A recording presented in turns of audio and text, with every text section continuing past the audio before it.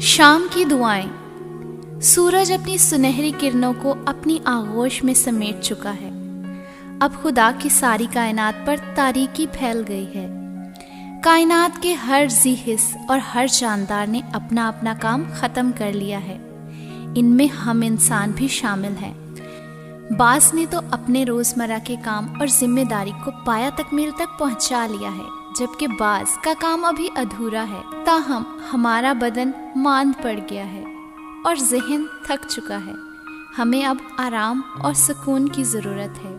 اس مقصد کے لیے قدرت نے ہمیں رات اور نیند کا بیش بہا عطیہ سونپا ہے، لیکن نیند کی آغوش میں جانے سے قبل یہ ضروری ہے کہ ہم اپنا جسم و جان اپنے مالک خدا کے سپرد کریں، تاکہ وہ ہمیں تاریکی کی تمام طاقتوں سے محفوظ رکھے، ہمارے گناہوں، غلطیوں، بشری کمزوریوں اور نکاہتوں کو معاف کرے اور ہمیں کل کا نیا دن دیکھنا نصیب کرے۔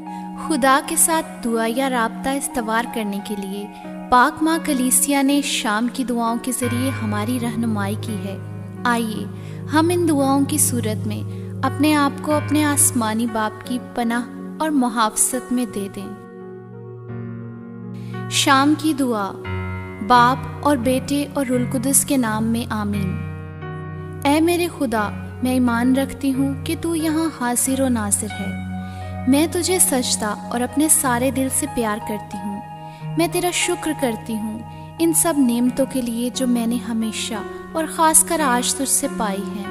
اے میرے خدا، مجھے روشنی بخش تاکہ میرے آج کے گناہ مجھے معلوم ہو جائیں، اور مجھے فضل دے تاکہ میں ان سے سچی توبہ کروں۔ اب سوچو کہ تم نے آج خدا کو کسی خیال، بات، کام یا کسی فرض کی غفلت سے ناراض کیا ہے۔ توبہ کا عمل۔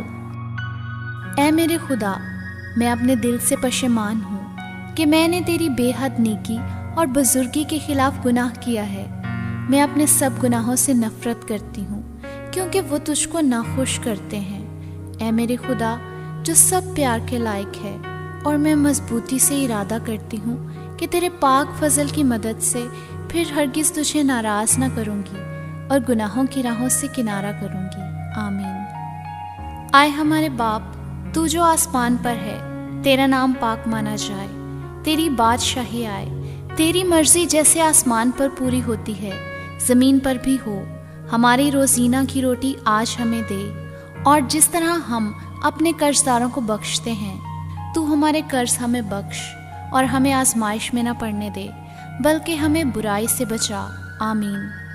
سلام اے مریم، پرفضل، خداوند تیرے ساتھ ہے، تو عورتوں میں مبارک ہے، اور مبارک ہے تیرے پیٹ کا پھل یسوع۔ اے مقدسہ مریم، خدا کی ماں، ہم گناہ گاروں کے واسطے دعا کر، اب اور ہمارے موت کے وقت۔ آمین۔ رسولوں کا عقیدہ۔ میں ایمان رکھتی ہوں خدا قادر مطلق باپ پر، جو آسمان اور زمین کا خالق ہے، اور یسوع مسیح پر، جو اس کا اکلوتا بیٹا ہمارا خداوند ہے۔ وہ روح القدس کی قدرت سے پیٹ میں پڑا، کنواری مریم سے پیدا ہوا، اس نے پینتوس پلاطس کے عہد میں دکھ اٹھایا، مصلوب کیا گیا، مر گیا اور دفن کیا گیا، برزخ میں اترا، تیسرے روز مردوں میں سے جی اٹھا، آسمان پر چڑھ گیا، اور خدا قادر مطلق باپ کے دہنے ہاتھ بیٹھا ہے۔ وہاں سے وہ زندوں اور مردوں کی عدالت کے لیے آنے والا ہے۔